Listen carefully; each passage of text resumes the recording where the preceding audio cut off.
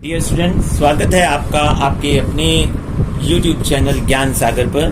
तो जैसा कि चैनल का हमारे नाम है ज्ञान सागर, तो ज्ञान की गंगा ही हम इसमें बहाएंगे। तो आज सबसे पहले हम हिंदी विषय शुरू करेंगे और उसका एक टॉपिक है व्याकरण का उपसर्ग। तो उपसर्ग जो है आज हम टॉपिक कंप्लीट करेंगे। तो आज करते हैं उपसर्ग। तो उपसर्ग होते क्या हैं? उपसर्ग होते हैं कि जो शब्दांश शब्द से पहले जुड़कर उनके अर्थ में परिवर्तन ला देते हैं, उन्हें हम उपसर्ग कहते हैं। तो यानी कहने का मतलब ये होता है कि एक शब्द हमारे पास है और उसके आगे हमने एक और शब्द जोड़ दिया और फिर उसके अर्थ में जो परिवर्तन आता है वो ही उपसर्ग कहलाता है। तो जो शब्दांश शब्द से पहले जुड़कर उनके अर्थ में परिवर्तन ला देते हैं वो उपसर्ग कहलाते हैं। अब जैसे उपकार, ठीक है, जैसे कार क्या है? हमारा शब्द है। तो कार क्या है? शब्द है।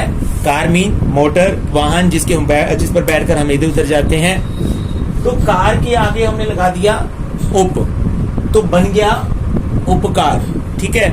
तो कार के साथ बन गया, उप जोड़ने से उपकार बन गया। तो इसके अर्थ में क्या आ गया? परिवर्तन आ गया। जैसे कार क्या था? मोटर या जिसके ऊपर बैठकर हम सवारी करते हैं, मगर उप साथ लगाया तो बन गया उपकार, तो उसका अर्थ हो गया भलाई। तो यानी अर्थ ही उसका चेंज हो गया, अर्थ में ही परिवर्तन आ गया।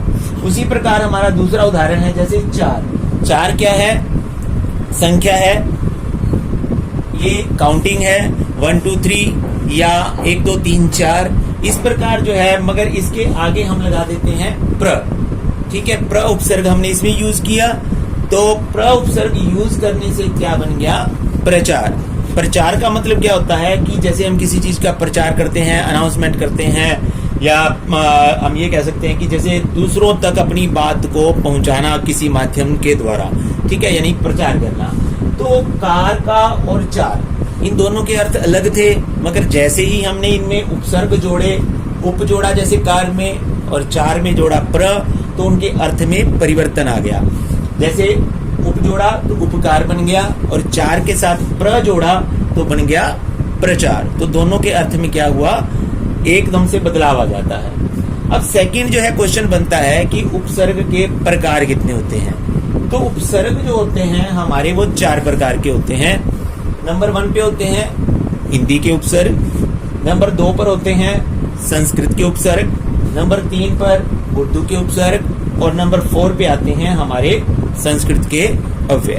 तो यानी ये जो हमारे उपसर्ग हैं वो हिंदी शब्द से हो सकते हैं, संस्कृत शब्द से भी हो सकते हैं, उर्दू की भाषा से भी हो सकते हैं, या फिर संस्कृत के अव्यय के रूप में हम उनका प्रयोग करते हैं।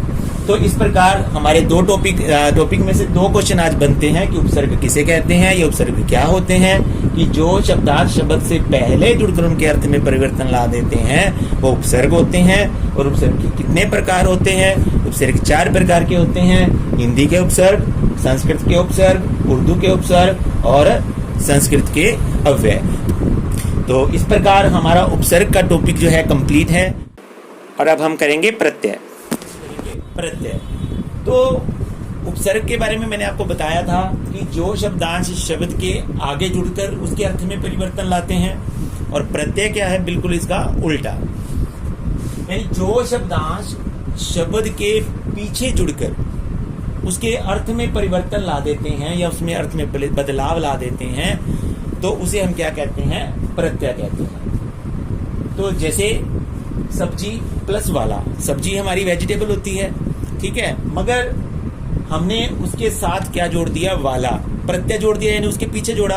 उपसर्ग में हम आगे जोड़ते हैं, इसमें हमने जोड़ा पीछे, तो वाला जोड़ा, तो सब्जी वाला। सब्जी अकेली थी तो वेजिटेबल थी, प्लस वाला उसके प्रत्यय हमने जोड़ दिया तो सब्जी वाला बन गया, यानी जो सब्जी बेचता है, ठीक है। तो उसके अर्थ में क्या है? परिवर्तन आ गया, चेंज आ गया, बदलाव आ गया। उसी प्रकार क्या है? सुंदर प्लस ता। सुंदर क्या है? कोई भी चीज सुंदर होती है, मगर हमने उसके साथ जो है ता जोड़ दिया प्रत्यय, तो बन गया सुंदरता, ठीक है। तो उसके अर्थ में भी क्या है? परिवर्तन आ गया। तो उसके पश्चात जो है आता है कि प्रत्यय के प्रकार कितने होते हैं। तो प्रत्यय हमारे दो प्रकार के होते हैं।